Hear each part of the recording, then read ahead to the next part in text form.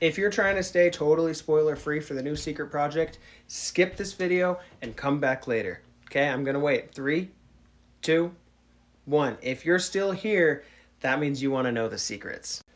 Wow, was there a lot released in this? So if you missed it earlier today, Brandon put on his YouTube channel a preview of the new secret project. So you have the prologue, chapter 3, and chapter 11. And it's big, guys. We already knew it was going to be big because Brandon told us that, but it is big. So first off, dragons. We were right. It's about dragons. So the main character is a young adolescent dragon in her first few years of actual being a dragon. So if you're not aware, dragons spend the first 30-ish years of their life in human form. And then after that, they undergo a change when they actually turn into a dragon. From that point on, they can switch back and forth between human and dragon form whenever they want. So the main character of this book is a dragon who's in her first few years of dragon form. That's not even the biggest part yet. Her uncle is Frost. Yeah, that's right. That Frost, the guy who wrote the letters in the Stormlight Archive epigraphs, that Frost. Then she's in a ship with Xyces. Yeah, that Xyces from, where is it? Tress of the Emerald Sea. That Xyces.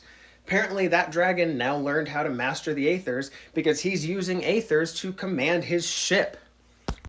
Naj is also there, and he's a shade now, which is crazy that he's a shade and still there and cognizant and, himself.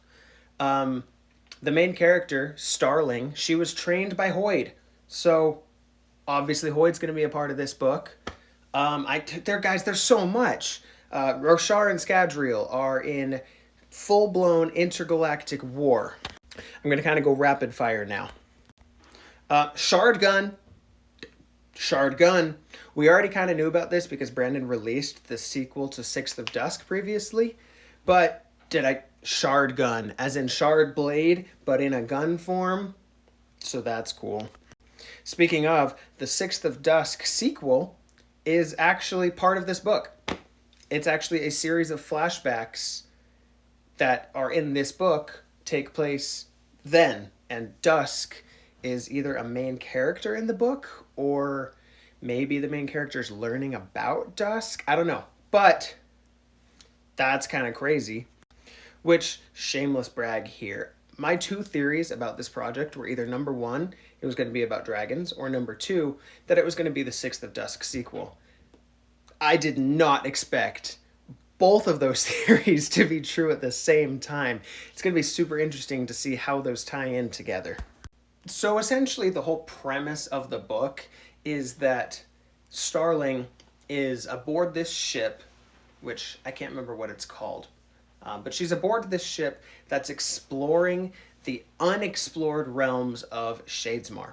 They're in the cognitive realm, basically traversing the areas nobody's been before, which is called the Emberdark. That is the areas that are unexplored, which means no human thought has formed Shadesmar there. So what does Shadesmar look like when there's no human thought to form Shadesmar? Brandon has said before that this is a concept he really wanted to explore, and now he's doing it and we get to see it, and it's so exciting. Guys, there's so many Easter eggs and secrets and connections and crossovers in this book. I can't even touch on them all, right? There's so many more. There's a new species. It's a humanoid with feathers on its head. There's also, on the ship that Starling is on, there's a hordling, right? There's a horde on the ship.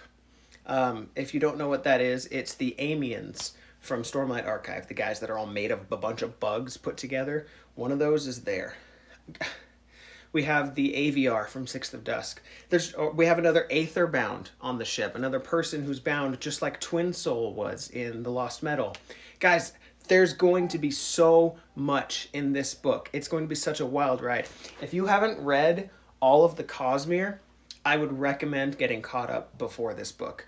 Brandon did say that this book stands on its own and it's not necessary to read the Cosmere before. However, there's going to be connections after Easter eggs, after secrets, after just so much. So I would really recommend getting caught up so that you can really pinpoint all of those connections. Oh, guys, I'm so excited. Let me know if you have theories, thoughts, comments. Let me know everything. I want to talk.